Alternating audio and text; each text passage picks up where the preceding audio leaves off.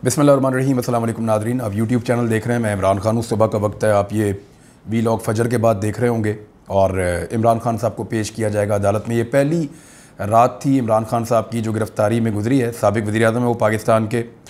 इमरान खान साहब को सुबह 8 बजे अदालत में पेश किया जाएगा। वैसे तो उसूल यही है कि सुबह 8 बजे अदालत में पेश किया जाए, लेकिन ऐसा दिखाई नहीं देता। वो इसलिए कि मुझे नहीं लगता कि इदारे अब इतना बड़ा रिस्क लेंगे कि इमरान खान को दोबारा निकाल कर अदालत में लेकर आएंगे, क्योंकि लोगों की एक बहुत बड़ी तादाद इस्लामाबाद की तरफ जा रही है। पाकिस्तान तहरीक-ए-इंसाफ ने जो प्लान पहले शेयर किया है वो आप सुन लें। फिर इमरान खान साहब की सेहत के बारे में, उनके ऊपर तशद्दुद की इत्तलात के बारे में जो मेरे पास खबरें हैं मैं आपके साथ अभी शेयर कर देता हूँ। सबसे पहले तो ये है कि पाकिस्तान तहरीक-ए-इंसाफ ने जो प्लान बनाया है वो ये है कि पेशावर से लेकर नीचे खैबर पख्तूनख्वा के जो इलाके हैं उनके शहरी जो एहतजाज करने के लिए आना चाहते हैं और जो इस्लामाबाद के शहरी एहतजाज करने के लिए आना चाहते हैं वो सारे इस्लामाबाद पहुंचेंगे। और इस्लामाबाद में इमरान खान साहब को जब अदालत में पेश किया जाएगा वो वहाँ पहुंचेंगे और सुबह सुबह पहुंचेंगे। तो ये तो ज़िम्मेदारी हो गई पेशावर से लेकर खैबर पख्तूनख्वा के जो नीचे वाली बेल्ट के इलाके हैं वो, और साथ में इस्लामाबाद। अब आ जाए आप रावलपिंडी की तरफ। रावलपिंडी में एहतजाज के लिए जिन शहरियों को पाकिस्तान तहरीक-ए-इंसाफ ने कॉल दी है वो हैं रावलपिंडी डिवीज़न के शहरी। इस डिवीज़न के अंदर चकवाल आ जाता है, इवन जेलम के इलाके भी इसके अंदर शामिल कर दिए जाते हैं कि वहाँ से लेकर और अटक के इलाके भी और रावलपिंडी भी, और मरी से आने वाले लोग जो हैं वो कुछ इस्लामाबाद जाएंगे, कुछ पहुँचेंगे रावलपिंडी में। तो इस तरीके से लोगों की एक बहुत बड़ी तादाद जो रावलपिंडी डिवीज़न की है और जिसको आप अपर पंजाब भी कहते हैं, ये सारे लोग जो हैं, नॉर्थ पंजाब भी आप इसे कहते हैं, तो ये सारे लोग जो हैं ये जाएंगे रावलपिंडी में। तो एक क्राउड को रावलपिंडी में पाकिस्तान तहरीक-ए-इंसाफ ने बुलाया और दूसरा अवाम को या कारकुनों को उन्होंने कहा कि वो इस्लामाबाद में पहुँचें। पाकिस्तान की तारीख़ में कभी भी कोई गिरफ़्तारी इतनी महंगी नहीं पड़ी जितनी महंगी गिरफ़्तारी इमरान खान साहब की पड़ी है। देखिए, इस मुल्क में फ़ातिमा जिन्ना साहिबा के साथ बहुत बुरी सूरत-ए-हाल पैदा की गई। उस वक्त भी एस्टेब्लिशमेंट उनके बहुत ख़िलाफ़ थी। उस गिरफ़्तारी के ऊपर हमने देखा कोई ऐसा, या उन हालात के ऊपर हमने कोई ऐसा रद्द-ए-अमल नहीं देखा। शेख मुजीब की गिरफ़्तारी से पहले बहुत एहतजाज होता रहा, लेकिन शेख मुजीब को फ़ौज के ज़रिए से गिरफ़्तार किया गया था, उसके ऊपर भी हमने वैसा रद्द-ए-अमल नहीं देखा। जुल्फ़िकार अली भुट्टो को गिरफ़्तार किया गया, ज़रदारी को गिरफ़्तार किया गया, नवाज शरीफ को गिरफ़्तार किया गया। ऐसी बहुत सारी गिरफ़्तारियाँ पाकिस्तान में होती रही, लेकिन हमने कभी भी ऐसा रद्द-ए-अमल किसी गिरफ़्तारी के ऊपर होते हुए नहीं देखा। इमरान खान साहब की गिरफ़्तारी पर जो रद्द-ए-अमल आया है ये बेनज़ीर भुट्टो की शहादत के बाद अवामी रद्द-ए-अमल में आप इसको सबसे शदीद रद्द-ए-अमल कह सकते हैं। सबसे ज़्यादा रद्द-ए-अमल बेनज़ीर भुट्टो की शहादत पे आया था पाकिस्तान में। उसमें पाकिस्तान के बेशुमार अमलाक जो है वो जल गई थी। रेलवे का ही अरबों रुपए का नुकसान हो गया था और हर तरफ सरकारी अमलाक को और जगहों को नुकसान पहुँचाया गया था। पीपल्स पार्टी ने सिंध में और बाकी इलाकों में तबाही फेर दी थी, लेकिन उसके बावजूद पीपल्स पार्टी को कलअदम करार नहीं दिया गया और पाकिस्तान में फौरी तौर पर इंतखाबात करवाए गए और फिर पीपल्स पार्टी को हुकूमत भी बनाने दी गई और मुशर्रफ साहब साइड पर हो गए। अब जो है वो इमरान खान साहब की गिरफ़्तारी के बाद दूसरी मरतबा इतना शदीद रद्द-ए-अमल अवाम का आया है। इमरान खान साहब को एक रात पहले, यानी जो आखिरी रात उन्होंने गुजारी थी अपने घर पे, यानी परसों रात ज़मान पार्क में, उसमें इमरान खान साहब अपने साथियों के साथ बैठे हुए थे और उन्हें बुखार था और उनकी तबीयत ठीक नहीं थी और वो उठकर गए और दवाई खाकर वापस आए थे लेट नाइट। तो जब वकला वहाँ पे मौजूद थे उन्होंने कहा जी आप रेस्ट कर लें, तो इमरान खान साहब ने कहा नहीं ठीक है, आप डिस्कशन करें, मैं आपके साथ शामिल रहूँगा। तो वो स्ट्रेटजी बना रहे थे। तो उसमें इमरान खान साहब परसों रात से भी बुखार में मुब्तला थे, क्योंकि उनकी टांग के ज़ख़म के ऊपर जो सूजन है उसकी वजह से उन्हें प्रॉब्लम्स आ रही हैं मेडिकल। और जो इतलात कुछ मुबैना तौर पे आई हैं, क्योंकि हुकूमत कोई भी चीज़ क्लैरिटी के साथ बता नहीं रही और ख़बरें बाहर नहीं आने दे रही जहाँ इमरान खान साहब गिरफ़्तार हैं। जो मुख्तलिफ़ सोर्सेज कह रहे हैं, कुछ का ये दावा है कि इमरान खान साहब को बड़ा तेज़ बुखार रहा आज रात भी और उनकी तबीयत ठीक नहीं थी। मेडिकल चेकअप भी उनका किया गया है और उनको मुबैना तौर पे कुछ चोटें भी लगी हैं। उनके वकला का ये कहना है कि उनको गिरफ़्तार करते वक्त ना सिर्फ धक्के मारे गए, टांगें मारी गई, बल्कि उनके ऊपर कुछ तशद्दुद ऐसा हुआ कि उनके सर में भी चोट लगी है। और एक मुबैना तौर पर इतला ये है जो एक सहाफ़ी ने रिपोर्ट की है कि इमरान खान साहब को धक्का भी दिया गया है। अली मुमताज़ ने ये रिपोर्ट किया कि इमरान खान साहब को थप्पड़ मारे गए हैं मुबैना तौर पे, लेकिन मुझे इस खबर की सदाकत के ऊपर कुछ थोड़ा शक है और मैं उम्मीद करता हूं कि ऐसा कुछ नहीं किया गया होगा साबिक़ वज़ीर-ए-आज़म को गिरफ़्तार करने के बाद। लेकिन असल बात क्या है वो इमरान खान साहब खुद बता सकते हैं, चाहे उन्हें ऑनलाइन पेश किया जाए, चाहे उन्हें अदालत के अंदर लाकर पेश किया जाए, तो सूरत हाल तो तभी सामने आएगी कि इमरान खान साहब के साथ हुआ क्या था। तहरीक इंसाफ ने जो नया प्लान दिया है वो मैंने आपके सामने रख दिया है कि उनकी नई प्लानिंग क्या है। हालात एस्टेब्लिशमेंट के लिए भी कभी पाकिस्तान में इतने मुश्किल नहीं रहे थे। वो जगह जहाँ पाकिस्तानियों ने कभी एहतजाज नहीं किया, इवन डिक्टेटरशिप में नहीं किया, उन जगहों पर पाकिस्तानियों ने एहतजाज किया है। पाकिस्तानियों ने कंटोनमेंट्स के अंदर एहतजाज किया, फ़ौजी तनसीबात के बाहर एहतजाज किया, फ़ौजियों के दफातर के बाहर, उनके मेस के बाहर, और पाक फ़ौज के जितने भी इदारे मशहूर जगह वहाँ पे जाकर शहरियों ने एहतजाज किया, क्योंकि पाकिस्तान में जगह जगह पे कैंट कंटोनमेंट्स मौजूद हैं और इंडिया ने तो ख़त्म कर दिए हैं, क्योंकि इंडिया को ये लगता था कि ये एक कॉलोनियलिज़म की एक या ग़ुलामी की एक मिसाल है, क्योंकि अंग्रेज़ों के दौर में ये बनाए गए थे तो उन्होंने तो ख़त्म कर दिए थे। लेकिन पाकिस्तान के अंदर तो ये बहुत सारे मौजूद हैं और वहाँ पे लोग गए और जाकर उन्होंने वहाँ एहतजाज किया। इस वक्त पाकिस्तान में दर्जनों जगहों पर बड़े धरने दिए हुए पाकिस्तान तहरीक इंसाफ ने, जबकि बेशुमार मुकामात पर छोटे छोटे एहतजाज हो रहे हैं और रास्ते कभी बंद कर दिए जाते हैं, कभी पुलिस जाकर शेलिंग करती है, कारकुनों की गिरफ्तारी भी साथ साथ हो रही है। लेकिन इसके बावजूद लोग डटे हुए हैं। 1 साल पहले तक जो लोग अपनी इस्टेब्लिशमेंट से प्यार करते थे, उनका दिफा करते थे, हर किस्म के प्रोपेगेंडे में इस्टेब्लिशमेंट के सामने आकर खड़े हो जाते थे, एक ट्वीट पर या एक आवाज़ के ऊपर निकल आते थे। अब हालात बहुत तेज़ी से बदल चुके हैं और ये सब कुछ जनरल बाजवा का किया हुआ है। उन्होंने रजीम चेंज के ऑपरेशन के ऊपर या उस आइडिया के ऊपर अमल दरामद ना किया होता तो शायद पाकिस्तानियों को इदारों के साथ आज इस किस्म के गिले शिकवे ना होते। लेकिन ये गिले शिकवे हैं, आप इन्हें महसूस कर सकते हैं, अपने आसपास आप इन्हें देख सकते हैं। आज लोग अपने इदारों के बारे में बहुत सारे गिले शिकवे रखते हैं और बहुत ज़्यादा उनके अंदर जो खौफ था वो ऐसा लगता है कि नफ़रत में बदलता चला जा रहा है। जो खलीज है वो गहरी होती चली जा रही है। ये पाकिस्तान के मफाद में नहीं है, मैं इस बात पे कन्विंस्ड हूँ। लेकिन जो मनाज़िर हमने देखे हैं, जिस किस्म की आग लगी है, कुछ लोगों का ये कहना है कि ये जो आग लगाई गई है ये नामालूम अफराद ने लगाई है और पाकिस्तान तहरीक इंसाफ वालों ने इसको डिसोन किया है। उन्होंने कहा जी हमने नहीं लगाई। लेकिन ये रद्द-ए-अमल जो आया है ये अवामी रद्द-ए-अमल है, इसको भी याद रखना पड़ेगा। बहुत सारे लोग ये कह रहे हैं कि पाकिस्तान तहरीक इंसाफ के कारकुनान तो निकले ही हैं, लेकिन अवाम बहुत बड़ी तादाद में निकली है जो पाकिस्तान तहरीक इंसाफ को वोट तो डाल सकती है और नॉर्मली वो अपने आप को इर्रेलेवेंट रखते हैं किसी भी पॉलिटिकल पार्टी से। लेकिन वो सारे लोग बाहर निकले और बाहर निकलकर उन्होंने बड़ा शदीद एहतजाज किया है। अब ये अवामी रद्द-ए-अमल भी हो सकता है या कोई एक बड़ी घिनौनी साजिश भी हो सकती है कि आग लगाकर पाकिस्तान तहरीक इंसाफ को टैग किया जाए और उनके ऊपर पाबंदी लगाने की कोशिश की जाए।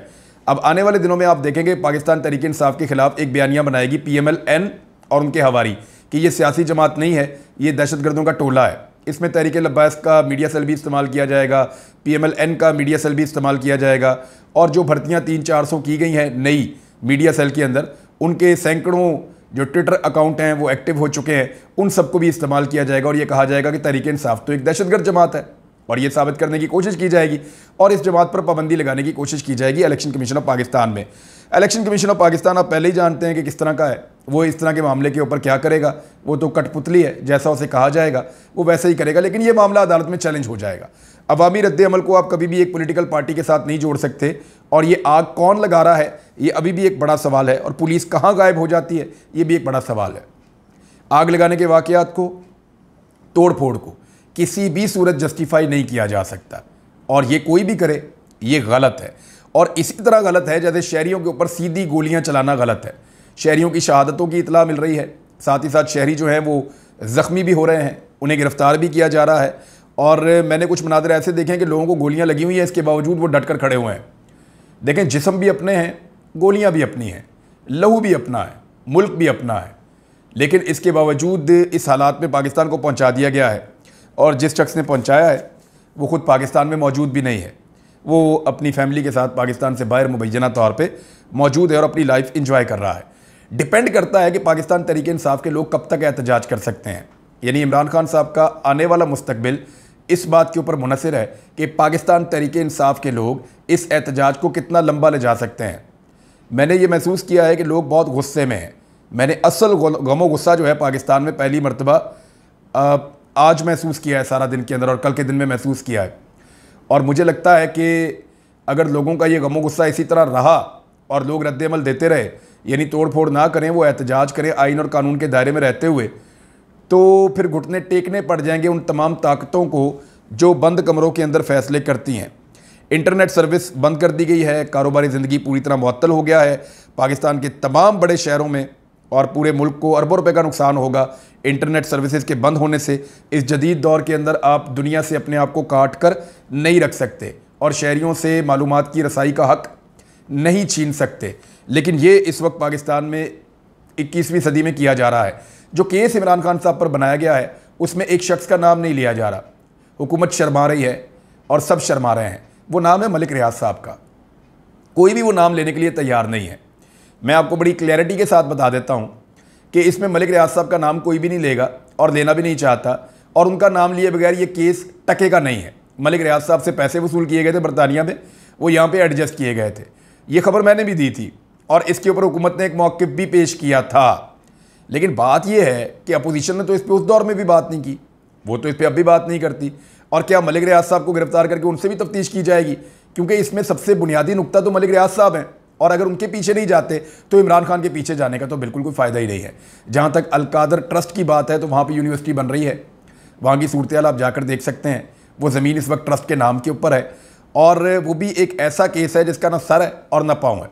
जो वकला नैब को जानते हैं या नैब के कानून को जानते हैं, उनको जब मैंने पूछा और जिन्होंने ये केस स्टडी किया हुआ है, उन्होंने कहा इस केस में से कुछ नहीं निकलेगा, ये सिर्फ इमरान खान को गिरफ्तार करने का एक बहाना है। इसके बाद तोशाखाना वाला केस आगे लाया जाएगा। अगर अवामी रद्द-ए-अमल कमज़ोर होता गया तो फिर इमरान खान साहब को अंदर रखने के लिए तोशाखाना वाला केस आगे लाया जाएगा, फिर गद्दारियों और बगावतों के मुकदमे आगे लाए जाएंगे। इनकी प्लानिंग तो बहुत लंबी है। लेकिन देखिए, एक मनसूबा अल्लाह ताला का होता है और एक इंसान का होता वही है जो अल्लाह रब्बुल इज़्ज़त चाहता है। अवामी रद्द-ए-अमल इस नौइयत का होगा, इसका किसी को अंदाज़ा भी नहीं था। रात अगर इमरान खान साहब ने मुश्किल से गुजारी है तो बहुत सारे और लोग भी, मुझे मुकम्मल यकीन है कि सो नहीं पाए होंगे। उनके लिए भी बड़ा आसाब शिकन ये टाइम है जिसमें वो सारे फंस गए हैं। एक और गलती हो गई है इमरान खान को गिरफ्तार करके, और ये गलती मामले को लंबा ले जाएगी। अगर इमरान खान साहब की मकबूलियत में या अवाम से उनकी वाबस्तगी में कोई थोड़ा बहुत कोई फ़र्क थोड़ा सा रह भी गया था, वो भी आज ख़त्म कर दिया गया है इस गिरफ्तारी के बाद और इस फैसले के बाद। इमरान खान साहब की शख्सियत के बारे में एक चीज़ मैं आपको बता दूं कि जिस तरह उन्होंने ये गिरफ्तारी दी है और उनकी एक तस्वीर दें गिरफ्तारी का, ये सारा एक ही विजुअल था उनका। वो अपने मुंह पर हाथ रख के ऐसे बैठे हुए हैं और देख रहे हैं सामने, जैसे कोई टेलीविज़न देख रहा होता है। और सामने से जो है वो रेंजर्स शीशे तोड़ रही है, वकला को मार रही है, उनके सिक्योरिटी गार्ड्स को मार रही है। जिस तरह इमरान खान साहब इत्मीनान से बैठ कर देख रहे हैं, उन्होंने उसी तरह एक मरतबा फिर अपना किरदार शो किया है। उन्होंने एक मरतबा फिर अपना मजबूत करैक्टर शो किया है, जैसा इमरान खान साहब ने उस वक्त किया था जब उन्हें गोलियां लगी थी। गोलियां लगने के बाद इमरान खान साहब ने अपने सारे साथियों को पीछे किया था और मुक्का लहराते हुए अपने लोगों के सामने आए थे। उस वक्त ख़तरा था, कोई बाहर से ग्रेनेड फेंक सकता है, कोई बाहर से गोली चला सकता है, कोई बाहर से दोबारा अटैक कर सकता है। लेकिन इमरान खान साहब ने यह ख़तरा मोल लिया और मुक्का लहरा कर अपने लोगों को हौसला दिया और फिर अपनी गाड़ी में बैठकर अस्पताल चले गए। वो एक इमरान खान साहब ने मजबूत किरदार शो किया था। इसी तरह आज भी जब इमरान खान साहब के ऊपर अटैक किया जा रहा था तो उनके चेहरे के ऊपर कोई परेशानी दिखाई नहीं दी। वो आराम से अपने मुंह के ऊपर हाथ रखकर ऐसे देख रहे थे जैसे उनके सामने कोई फिल्म चल रही है, और उन्होंने उनको आने दिया। उनके चेहरे पे कोई परेशानी नहीं थी, इत्मीनान के साथ वो बैठे थे।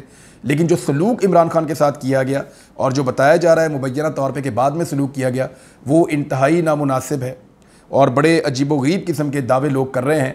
इनकी सदाकत क्या है, ये तो इमरान खान साहब जब अदालत में आएंगे या जब उनकी सियासी क़यादत से उनकी मुलाकात करवाई जाएगी तब पता चलेगा कि एक्चुअली हुआ क्या है। नाज़रीन, इमरान खान साहब को अब ये कहा जा रहा है कि अदालत में पेश नहीं किया जाएगा। ये खबरें बार बार आ रही हैं, कभी कहा जाता है पुलिस गेस्ट है उसमें पेश किया जाएगा, कभी कहीं।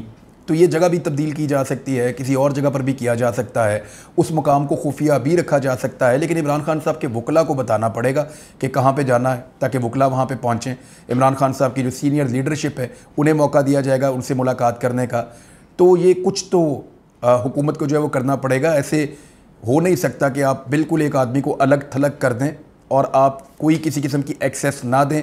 बुनियादी इंसानी हुकूक तो आप नहीं छीन सकते। गिरफ्तार किए हुए शख्स के भी हुकूक होते हैं तो वो आप छीन नहीं सकते। हुकूमती अरकान के लिए ख़ास एडवाइज़री भी मौजूद है और मशवरा दिया गया है हुकूमत के अंदर शामिल तमाम अरकान को कि वो एयरपोर्ट्स के ऊपर ना जाएँ और अवामी मकामात के अंदर ना जाएँ, क्योंकि अवामी रद्द-ए-अमल का उन्हें सामना करना पड़ सकता है। एक और जो बड़ी खबर है वो दुनिया भर से है। दुनिया भर के ममालिक के अंदर एहतजाज हुआ है इमरान खान साहब की गिरफ्तारी के बारे में, क्योंकि जब यहाँ पे पाकिस्तान में रात होती है तो बहुत सारे इलाकों में दिन होता है, स्पेशली अमेरिका में, कनाडा में।